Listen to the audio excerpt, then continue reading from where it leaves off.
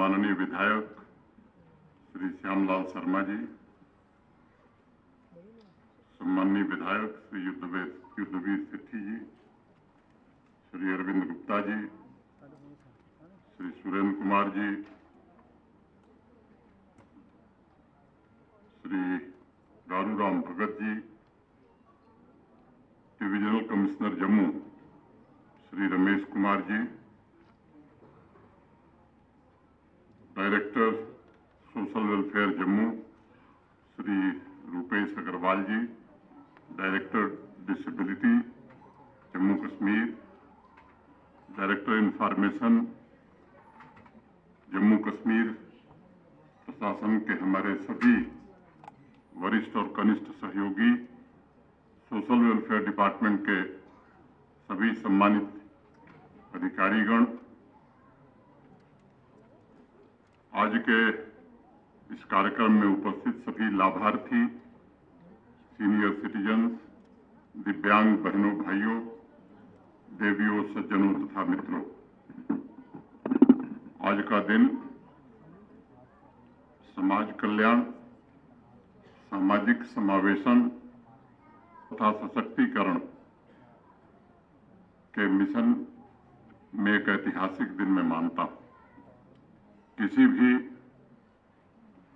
प्रशासनिक कार्यक्रम में ऐसे बहुत कम क्षण आते हैं जब एक साथ समाज के सबसे जरूरतमंद तबके की सभी आवश्यकताओं की पूर्ति का अवसर मिलता है और उसे एकीकृत तरीके से ऐसे लोगों को सशक्त बनाने का प्रयास किया जाता है।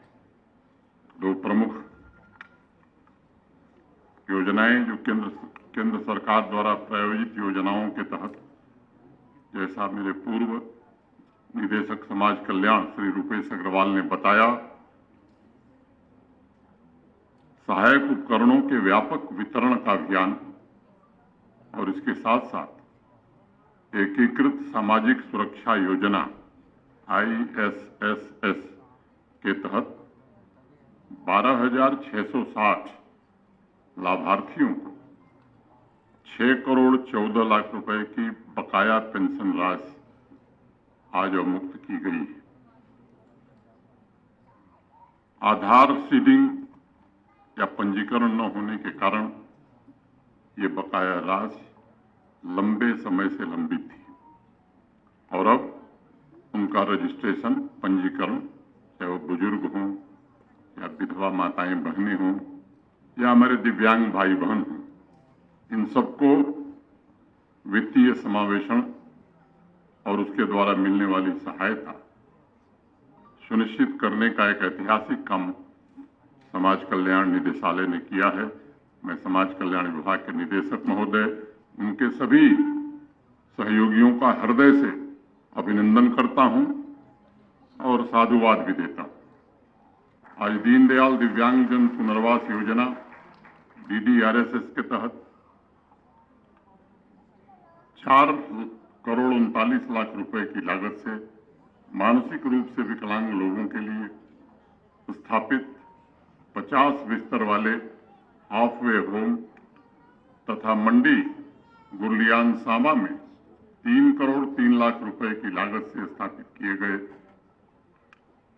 बच्चियों के लिए बाल देखभाल संस्थान परिसा का भी लोकार्पण अभी हुआ है। DDRSS स्कीम को व्यक्तिगत रूप से मैं एक बहुत ही महत्वाकांक्षी इनिशिएटिव के रूप में देखता हूं। ये हाफवे होम मानसिक बीमारी से ग्रस्त ऐसे व्यक्तियों जिन्हें अस्पतालों या संस्थानों से छुट्टी दे दी जाती है, उन्हें पुनः समाज के साथ रीइंटीग्रेशन के लिए एक संरक्षित और सुरक्षित वातावरण प्रदान करेगा। मैं परिषा कार्यक्रम से जुड़े अपने सभी साथियों का भी आज अभिवादन करना चाहूंगा।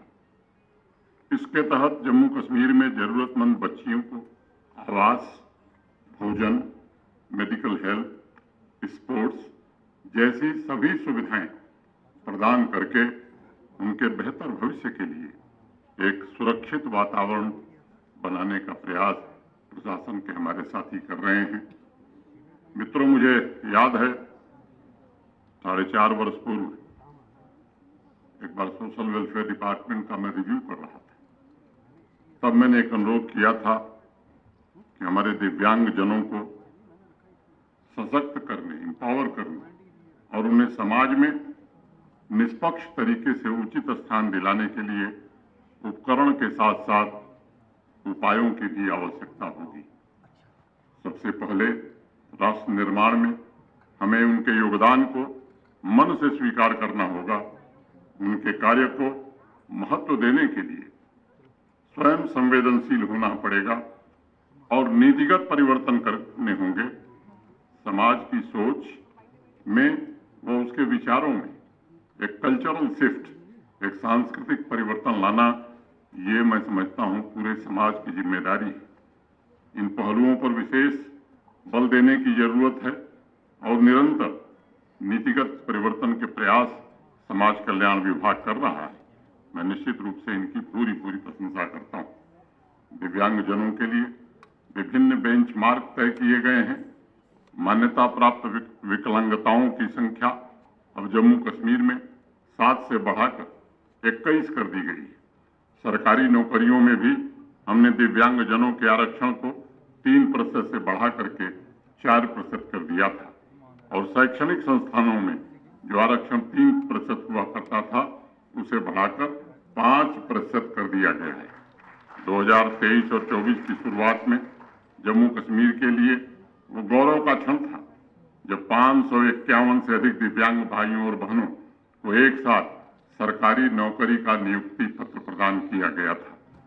मैं इसे सरकार से ज्यादा दिव्यांग जनों के लिए उपलब्धि के तौर पर देखता हूं और ये आरक्षण की नीतियों में बदलाव और विभिन्न बेंचमार्क जो प्रशासन के साथियों ने हमारे तय किए, अगर ये तय न होते तो शायद ये सपना कभी हकीकत में नहीं बदलता। इन उपलब्धियों के पीछे समावेशिता और आर्थिक स्वतंत्रता का संकल्प था। मुझे इस बात का भी विशेष आनंद है कि अपने सीनियर सिटीजन्स के लिए भी हम जिस संकल्प को लेकर बढ़ना चाहते थे उसे साकार करने में प्रशासन के हमारे साथियों की मेहनत के कारण काफी हद तक सफलता मिली। 19 जिलों में रेजिडेंशियल ओल्ड एज होम स्थापित किए गए। जम्मू तथा श्रीनगर इन 2 बड़े शहरों में 3 सीनियर सिटीजन होम तैयार किए गए हैं। मुझे प्रसन्नता है कि बहुत कम समय में अनंतनाग और गांदरबल में 2 ओल्ड एज होम तैयार हो गए। हमने और हमारे साथियों ने सुनिश्चित किया कि पूरी संवेदना और कमिटमेंट के साथ प्रशासन का हर वर्ग उन लोगों की देखभाल करेगा जिन्होंने खून पसीने से इस भारत माता के निर्माण में अपना योगदान दिया है। एक सबसे बड़ी चुनौती ये रही है कि दिव्यांग सीनियर सिटीजन्स तथा अन्य दिव्यांग भाई बहनों के दरवाजे तक पहुंचा कैसे जाए और उनकी आवश्यकता के अनुसार उन्हें आवश्यक उपकरण और संसाधन कैसे उपलब्ध कराए जाए। मैं आभारी हूं निदेशक महोदय का, उनके सभी साथियों का, पूरे समाज कल्याण विभाग का।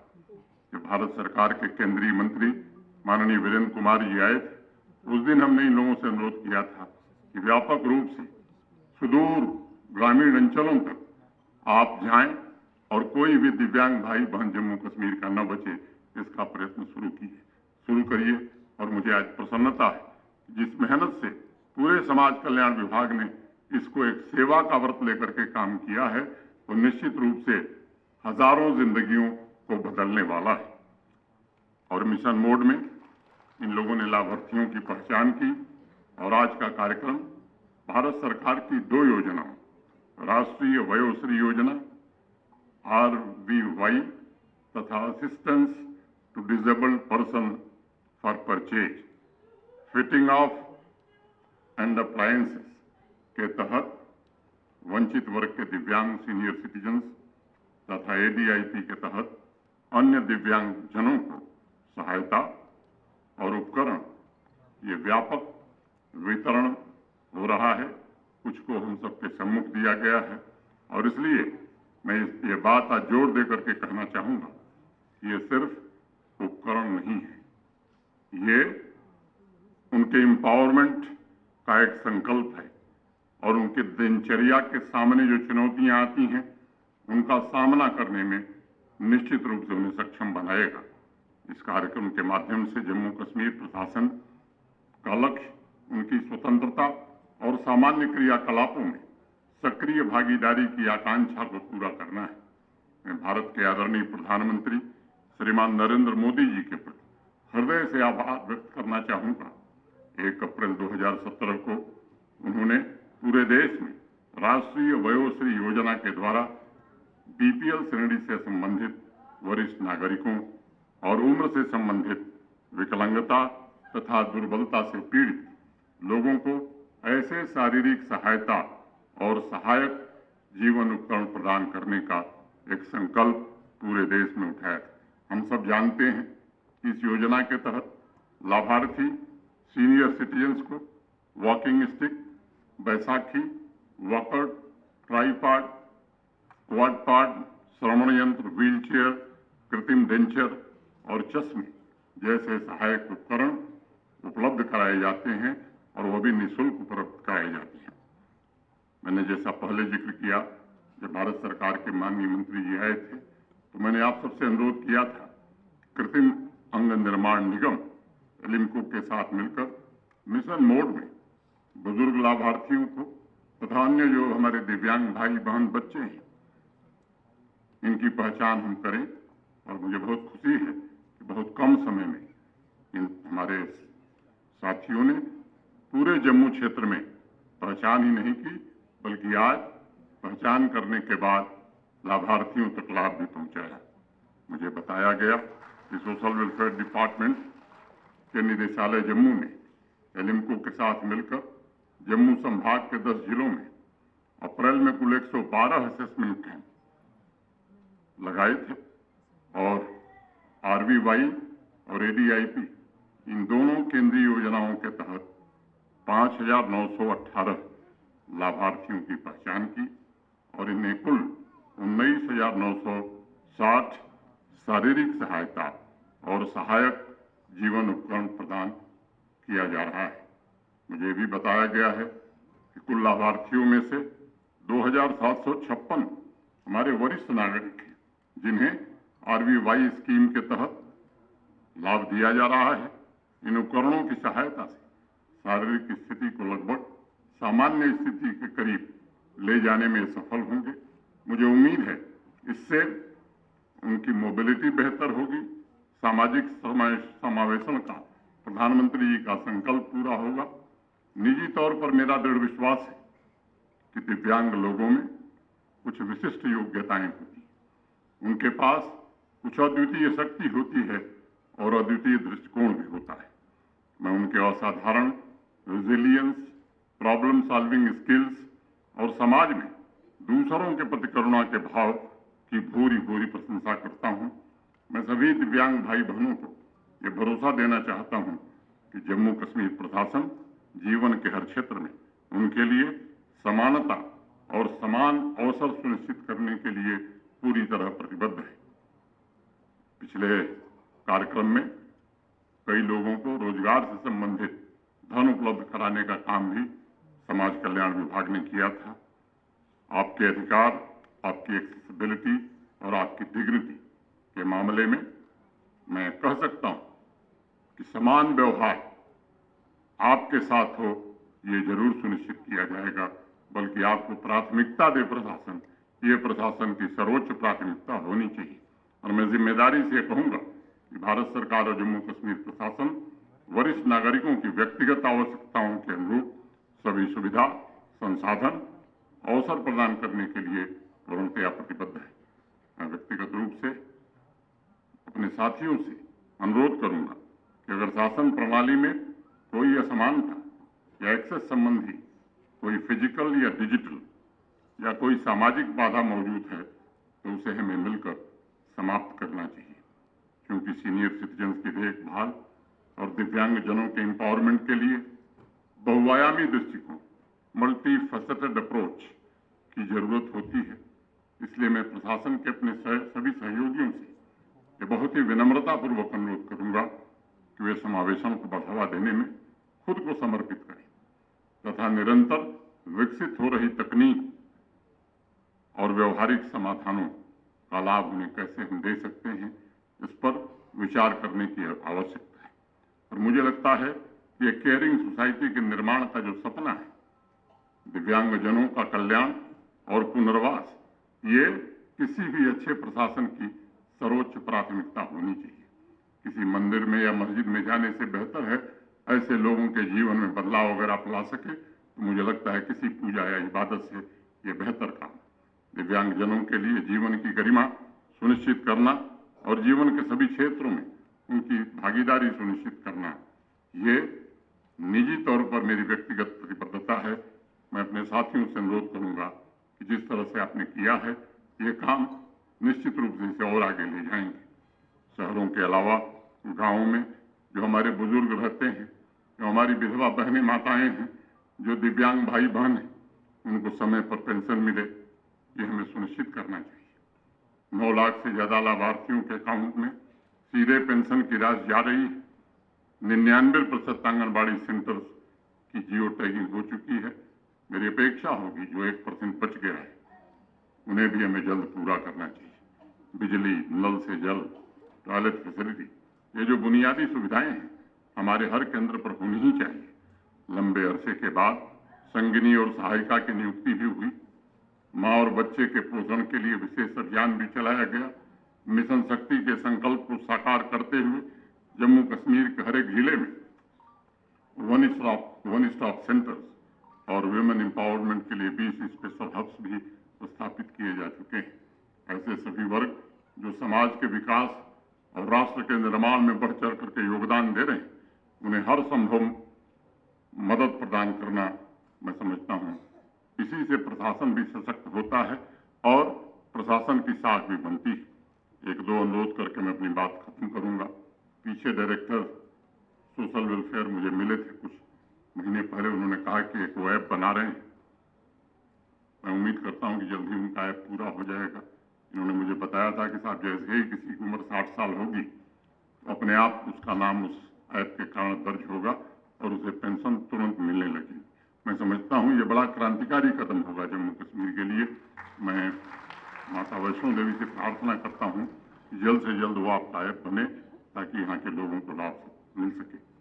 भारत सरकार के जब आदरणीय मंत्री जी आए थे तो उन्होंने मंच से ही आप लोगों से कहा था, मुझे याद है, कि दिव्यांग भाई बहनों के लिए जम्मू शहर में एक बढ़िया पार्क बनना चाहिए और पूरा खर्च भारत सरकार देगी। मैं आप सबसे अनुरोध करूंगा जल्द वो प्रस्ताव भी भारत सरकार को भेजें ताकि ये पार्क भी बना दिया जाए। पूरे क्षेत्र के हमारे जो दिव्यांग भाई बहन या हमारे वरिष्ठ नागरिक हैं उस पार्क में खुली हवा में सांस ले सकें, आनंद ले सकें। मैं एक बार पुनः समाज के सबसे विशिष्ट और जरूरतमंद साथियों के समर्पित आज के इस कार्यक्रम के लिए social welfare department Jammu Kashmir और निदेशालय और भारत सरकार के केंद्रीय सामाजिक कल्याण मंत्रालय को हृदय की गहराइयों से बहुत बहुत बधाई देता हूं। और जो भी दिव्यांग भाई बहन आज यहाँ उपस्थित हैं, ईश्वर से प्रार्थना करता हूं कि आज जो ताकत उन्हें विभाग ने दी है, आने वाले दिनों में आप रोजगार के अवसर भी खोजिए। समाज कल्याण विभाग उसमें भी आपकी मदद करेगा।